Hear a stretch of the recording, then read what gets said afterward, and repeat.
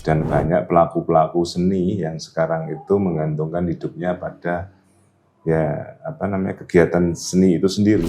Selain nilai ekonomi memang ya yang lebih penting lagi jangan sampai tradisi atau budaya kita, peninggalan leluhur kita itu jangan sampai hilang ditelan zaman.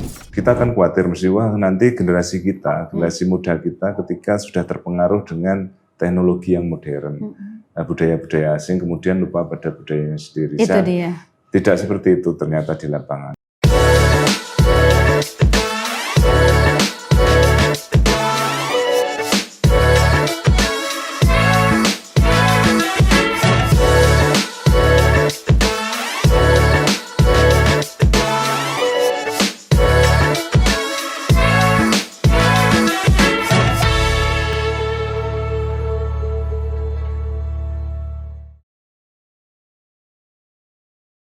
Salam jumpa, Assalamualaikum warahmatullahi wabarakatuh. Kembali ada satu program yang mungkin sudah ditunggu oleh pemirsa. Kita bersama dengan Bapak Ibu dari Dewan Provinsi Jawa Timur.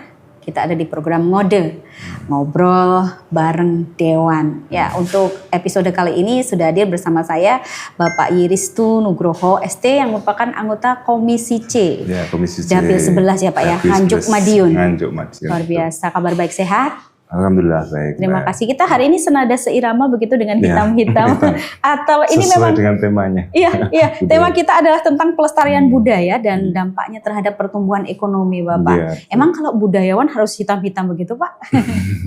Sepertinya begitu. Sepertinya begitu. Ya. Kalau ya tradisi di Jawa itu identik dengan warna hitam kalau budayawan. Dan sepertinya Pak Ristu di sini juga nyaman dengan warna hitam itu. Ya, kalau biasa kombinasinya merah hitam begitu ya, Pak. Ya. Saya izin agak biru ke hitam ya. Biar di kamera kelihatan match. Tapi luar biasa di tengah kesibukan beliau ada banyak giat agenda begitu. Masih bisa meluangkan waktu untuk bisa menyapa Anda pemirsa dan tentunya dengan tema yang menarik yang tadi sudah kita sebutkan di awal Pak ya. Pelestarian budaya dan dampaknya terhadap pertumbuhan ekonomi. Kenapa harus ada tema tentang bagaimana pelestarian budaya itu punya dampak pada pertumbuhan ekonomi, Pak? Jadi sedikit saja. Budaya itu kan macam-macam sebenarnya, ada tradisi, adat istiadat, kemudian bahasa, dan yang paling sekarang melekat di masyarakat itu kan utamanya ini seni budaya. Banyak macam seni budaya yang peninggalan pendahulu kita yang kemudian masih dilestarikan dan masih kemudian digemari oleh masyarakat, dan ini mendatangkan nilai ekonomi ya, dan banyak pelaku-pelaku seni yang sekarang itu menggantungkan hidupnya pada kegiatan seni itu sendiri. Nah, contohnya misalnya yang di daerah saya aja, di daerah Mataraman, terutama di Madiun. Kita masyarakat yang sangat berbudaya ya Pak ya, kalau Mataraman betul. Ya. Jadi di sana ada misalnya seni karawitan. Nah, terus kemudian ada seni wayang, kemudian ada seni tayub, kemudian ada seni budaya jaranan, campur sari, dan masih banyak lagi. Anda melihat masih lestari di tengah masyarakat yang hari ini sudah mulai meninggalkan banyak hal yang sifatnya tradisional begitu Bapak? Masih, karena setiap ada hajat, kan setiap bulan ketika hari-hari yang baik ya, karena masyarakat Jawa kan ketika mau hajatan atau misalnya ada event pernikahan atau apa itu kan mencari bulan yang dianggap baik. Nah, itu pasti pelaku-pelaku seni ini akan mendatangkan rezeki bagi mereka, karena pasti dalam hajatan itu mengundang para pelaku seni untuk tampil. Misalnya ada karawitan, ada seni campur sari, kemudian ada wayang, ada jaranan, dan macam-macam. Dan ini jangan dianggap sesuatu yang sepele. Memang pemerintah harus betul-betul memperhatikan para pelaku seni ini, karena itu juga lumayan banyak para pelaku seni yang menggantungkan hidupnya itu dari memang kegiatan seni itu sendiri. Anda melihat seperti itu di lapangan ya Pak ya? Di lapangan seperti itu. Baik. Nah, kebetulan saya juga melihat juga artinya memfasilitasi kawan-kawan yang pelaku seni dengan misalnya ada perangkat gamelan, kemudian alat untuk campur sari juga ada dan seterusnya.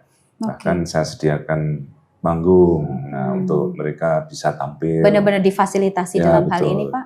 Jadi tahu persis kalau kesah mereka bahwa mereka betul-betul menggantungkan hidupnya dari kegiatan itu. Dan itu banyak, tidak sedikit. Dan misalnya katakanlah satu desa di Madiun itu ada 206 desa misalnya. Satu desa dalam sebulan orang punya hajat itu kan mesti lebih dari 1 atau 2 kali, 3 kali. Jadi kalau 206 desa udah berapa?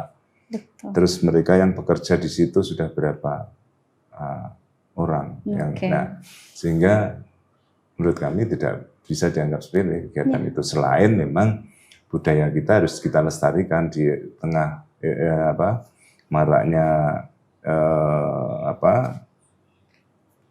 kehidupan yang modern seperti ini. Betul. Nah, kemudian teknologi juga akan berdampak juga. Jangan sampai bangsa kita kemudian meninggalkan seni-seni tradisional yang berkembang di masyarakat.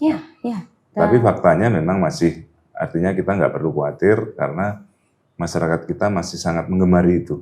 Nah, itu. Masih ditunggu ya untuk pertunjukan seni itu masih, ya. Baik. Jadi sebetulnya ini hanya soal sinergitas, boleh dikata begitu, Pak? Dan kalau Anda melihat fenomena yang terjadi hari ini, sudahkah terjadi sinergitas semacam itu, Bapak? Memang sudah ada, dari Pemprov Jatim sendiri sudah ada, cuman memang belum masif, artinya belum semua tersentuh. Hanya mungkin yang punya akses ke Pemprov aja yang bisa mengakses itu. Baik. Nah, harapan kami juga karena ini tidak juga sama halnya dengan pelaku-pelaku usaha yang lain, misalnya UMKM katakanlah. Kan Pemprov berusaha untuk supaya bisa memfasilitasi para pelaku UMKM secara masif. Betul. Nah, kalau pelaku seni ini belum mengarah ke sana, hanya mungkin yang ada kedekatan, kebetulan punya wakil atau apa bisa mengakses program dari Pemprov itu mereka katakanlah terfasilitasi, tetapi itu tidak semua. Padahal mereka juga berharap pemerintah provinsi itu betul-betul memperhatikan mereka. Sebetulnya upaya kolaborasi itu sudah dilakukan ya, dan memang kehadiran beliau hari ini Pak Restu di layar kaca untuk bisa menjawab sekaligus juga sharing ini. Kalau beliau sih pas sekali ya, karena background memang budayawan gitu, dan sebagai jangan salah ini juga pendekar nih ya, masih aktif Pak ya. Insya Allah. Baik, luar biasa di tengah kesibukan yang memang harus nih hajat masyarakat yang anda kuasai begitu istilahnya. Dan tentunya ketika ada perhatian khusus pada bagaimana seni ini bisa menjadi salah satu tulang punggung ekonomi masyarakat, Anda dengan yang ada di Komisi C pasti sudah melakukan semacam riset dan juga bagaimana solusi terbaik untuk warga. Nah, bicara tentang bagaimana pelestarian budaya itu penting untuk soko guru ekonomi khususnya di Jawa Timur. Sejauh apa Anda melakukan hal itu di masyarakat? Sebetulnya kalau Komisi C ini memang kurang tepat kalau kita membahas masalah budaya. Keuangan ya Pak ya kalau tidak salah ya menganggap. Tapi kan ada korelasinya ya Pak ya. Ini kan masih terkait dengan itu dan kebetulan saya juga melihat itu sehingga mungkin lebih pada kebetulan sebagai penggiat itu aja lah. Betul. Budaya. Sehingga menurut kami ini suatu solusi. Nah, jadi kan masing-masing masyarakat kita ada yang mengandalkan hidupnya di sektor pertanian, ada kemudian perdagangan, ada jasa. Ini mungkin masuk jasa juga, jasa pelaku seni ini memberikan jasa hiburan kepada masyarakat. Nah, ini memang ya sekali lagi ini belum diperhatikan secara katakanlah masif begitu ya, betul. Baru kelompok-kelompok tertentu aja. Misalnya katakanlah saya bisa memfasilitasi beberapa kelompok dengan mengupayakan bantuan peralatan kan seperti itu. Nah, kemudian ada beberapa kelompok yang sekarang sudah bisa menikmati.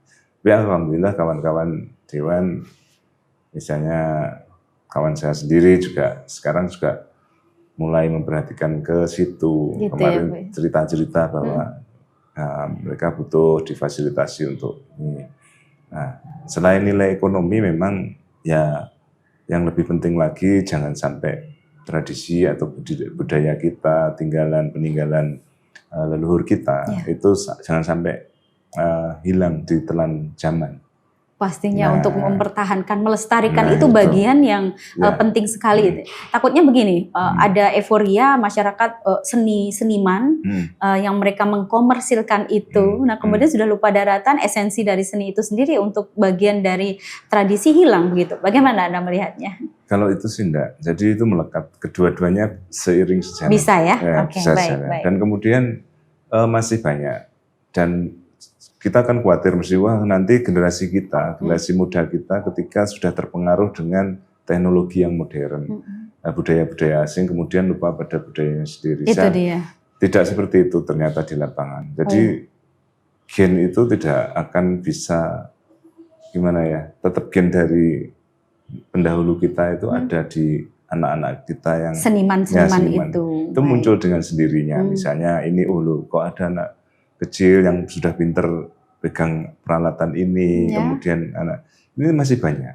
Nah, permasalahannya bagaimana pemerintah itu betul-betul memperhatikan itu, kemudian memberikan andil yang besar terhadap jangan sampai budaya tradisi kita itu kemudian hilang. Mereka itu sebenarnya asetnya masih ada, potensinya masih ada, generasi penerusnya masih ada. Cuman kalau mereka kemudian tidak difasilitasi, kemudian dibiarkan. Nah itu khawatir saya yang itu justru menjadikan budaya kita lama-kelamaan hilang. Betul. Itu tadi yang saya maksud. Budayanya sih tetap ya Pak ya, karena mereka ingin mengkomersilkan itu, tapi kan jadi hilang esensi bahwa ini ada pakem tertentu yang harus tetap dilestarikan, begitu Pak maksud saya. Baik. Jadi upaya dari Anda sekali lagi di sini sebagai anggota dewan juga adalah untuk bisa menjembatani itu ya Pak ya. Baik. Saya berupaya, tapi kan karena saya skupnya kalau anggota dewan kan hanya mewakili daerah pemilihan, kemudian Nganjuk, dengan kemampuan Madiun, yang mungkin tidak hanya terbatas lah, katakanlah seperti jangkauannya terbatas, tidak seperti pemerintah Jawa Timur sendiri di bawah gubernur mungkin bisa meluas sampai ke seluruh Jawa Timur. Kalau saya kan hanya lokal di Dapil, itu pun sangat terbatas sekali. Tetapi saya akan tetap berusaha maksimal. Yang penting bagi saya jangan sampai tradisi budaya kita yang adiluhung itu kemudian tidak ada penerusnya, kemudian hilang tertelan zaman. Padahal selain kita juga dalam rangka untuk melestarikan itu juga mendatangkan nilai ekonomi. Nah, dan itu banyak sekali para pelaku di bidang seni. Nah, itu. Itu dia. Ketika kita bicara tentang ada sebuah kolaborasi yang sebetulnya bisa disandingkan dan itu sangat dekat sekali tentang bagaimana budaya itu sendiri bisa mendatangkan nilai ekonomi untuk masyarakat. Pak Ristu, bagaimana kemudian jika kita bicara secara langsung dampak ekonomi dari kegiatan berbudaya itu tadi, melestarikan budaya di satu sisi, konkretnya dan juga konon kalau misalnya ini betul-betul bisa dikolaborasikan dengan baik kan artinya pemerintah daerah itu juga punya pendapatan daerah yang bisa diandalkan dari sektor budaya itu sendiri ya Pak ya. Bagaimana? Jadi kegiatan budaya, seni terutama itu mempunyai dampak yang luas juga. Selain untuk pelaku seninya sendiri itu juga akan berdampak pada UMKM-nya. Suatu contoh kemarin ketika saya menyelenggarakan kegiatan pertunjukan wayang. Nah, itu ya secara otomatis para pelaku seninya akan mendapatkan penghasilan dari kegiatan itu. Yang kedua, pelaku UMKM. Kebetulan penontonnya membludak. Biasanya begitu ya. Nah, kemudian pelaku pedagang-pedagang kaki kena juga lima mereka ya. Itu ramai sekali. Nah, kemarin sampai berapa ratus meter, 300-500 meter itu mereka berjajar. Dari radius eventnya. Itu kan berapa duit dalam sehari ya? Kan PAD bicaranya ya Pak ya. Betul. Meningkatkan pertumbuhan ekonomi masyarakat, ekonomi bergairah. Nah, Jadi sekarang seperti itu yang kalau kita melihat langsung, kebetulan saya ada di desa sehingga tahu persis masih kegiatan-kegiatan seperti itu masih diminati oleh masyarakat desa. Mungkin kalau di kota ya mungkin sudah beda lah, tetapi kalau yang di pedesaan itu masih. Jadi dan ketika kalau bicara ada, Jawa Timur secara keseluruhan kan masih banyak yang desa juga ya Pak ya. Baik. Makanya itu harus diperhatikan, karena itu mendatangkan nilai ekonomi baik para pelaku seninya juga UMKM-nya. Betul. Nah, pertunjukan itu pasti banyak pedagang-pedagangnya yang kemudian ikut mendapatkan penghasilan dari kegiatan seni. Apalagi kalau pemerintah Jawa Timur mungkin sekali waktu mengadakan pagelaran pekan seni atau apa yang kemudian dilakukan di seluruh daerah di Jawa Timur, itu juga akan berdampak secara ekonomi kepada pelaku usaha juga. Gitu. Nah, bukan hanya pelaku seninya, di situ juga ada pengusaha misalnya, ada pengusaha yang menyewakan. Iya. Menyewakan panggung, nah itu satu paket ya. Nah itu kan ada juga. Ya. Nah, konkretnya seperti itu ya Mas ya. Belum nanti kulinernya, karena pasti ada konsumsinya yang masak, nah kan dampaknya luas. Semakin meluas dampaknya. Nah, tadi disampaikan peran saya sih cuma di dapil begitu, hanya yang bisa saya lakukan di skup kecil, padahal kehadiran Anda sangat dibutuhkan masyarakat. Salah satunya menyuarakan bahwa sebenarnya masyarakat khususnya seniman dan terkorelasi sekali lagi dengan bahwa ada pendapatan masyarakat yang bisa didapatkan dari berbudaya, berseni itu tadi. Kalau dari peran Komisi C sendiri Pak, upaya dorongan agar kolaborasi yang tadi Bapak uraikan di awal itu bisa terwujud akan seperti apa itu Pak? Kami lebih pada peran sebagai anggota DPRD aja lah. Iya, Pak. Nah, jadi bukan fokus pada spesifik pada Komisi C, karena kalau Komisi C nanti pasti urusannya dengan ada kanal khususnya. Pendapatan. Betul ya. Pendapatan ini kan tidak semuanya bisa kita menjadikan sumber pendapatan asli daerah dari kegiatan budaya, kecuali kegiatan-kegiatan budaya yang diselenggarakan di tempat yang kita punyai. Kita kan punya beberapa tempat untuk pagelaran budaya. Baik. Kalau di situ pasti ada katakanlah sewanya dan seterusnya, itu akan menghasilkan PAD, tetapi itu pun nggak besar. Artinya yang penting bagi kita bukan PAD-nya, tetapi ke arah sosial masyarakatnya, artinya memberikan fasilitas kepada masyarakat untuk mengembangkan seni budayanya, kemudian membawa dampak kepada pelaku usahanya, itu yang lebih penting. Baik. Nah, jadi pandangan saya ini bukan karena saya sebagai Komisi C, nanti pasti PAD arahnya. Iya betul. Tapi lebih pada anggota Dewan, anggota DPRD aja lah. Bisa di-spill juga tentang bagaimana budaya bisa meningkatkan PAD ya Pak. Walaupun tadi sudah dijabarkan sedikit begitu, bahwa ada loh, bisa loh. Kalau kita mau concern di satu bidang misalnya, budaya, seni tadi, PAD naik. Gitu.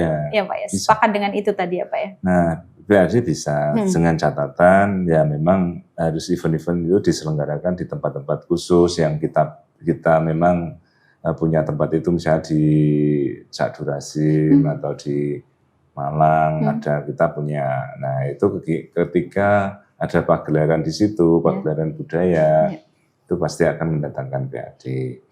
Tetapi kalau yang cara pandang kami ini kaitannya, kalau PAD nggak terlalu besar lah kalau dari sektor budaya ini. Paling kita mendapatkan dari sewa tempat dan seterusnya, atau pagelaran-pagelaran yang kita selenggarakan.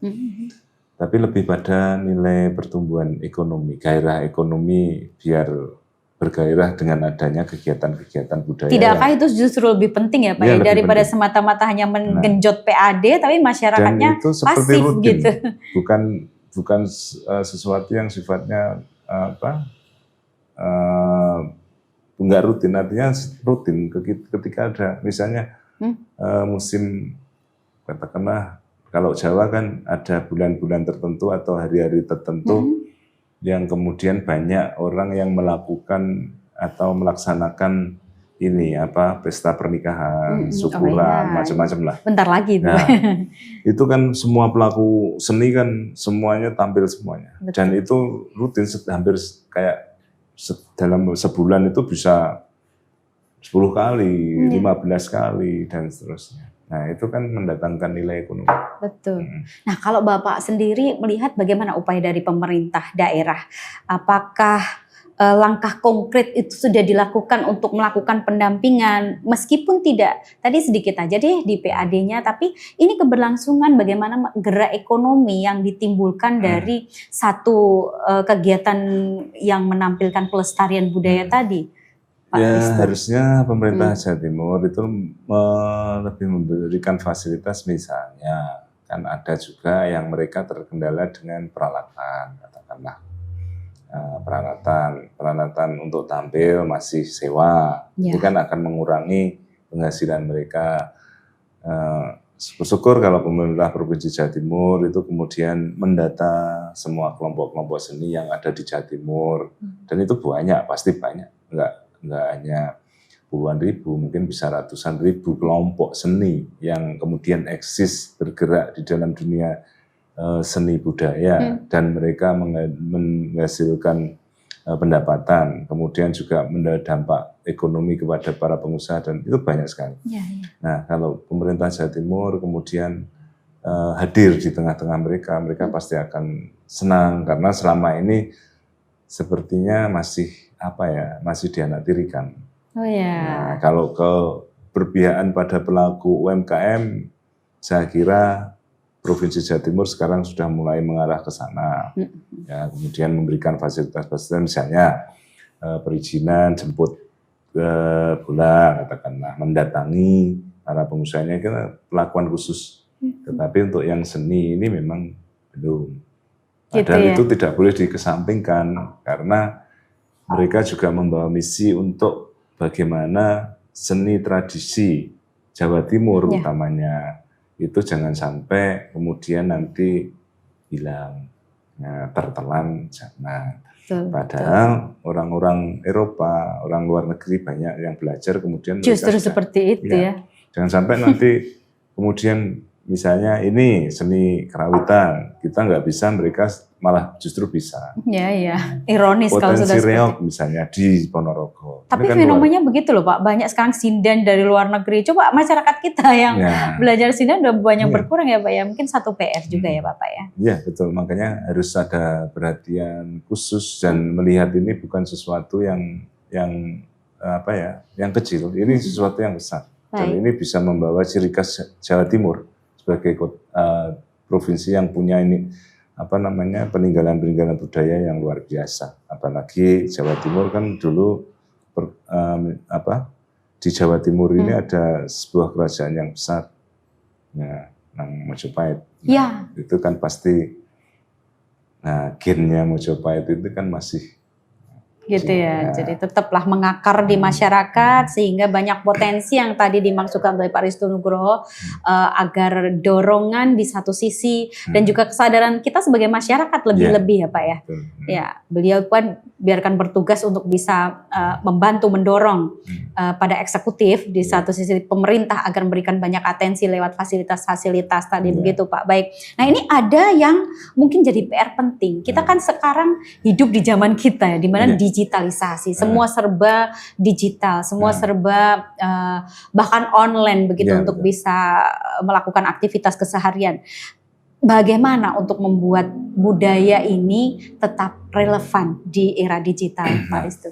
Termasuk mungkin Pemprov itu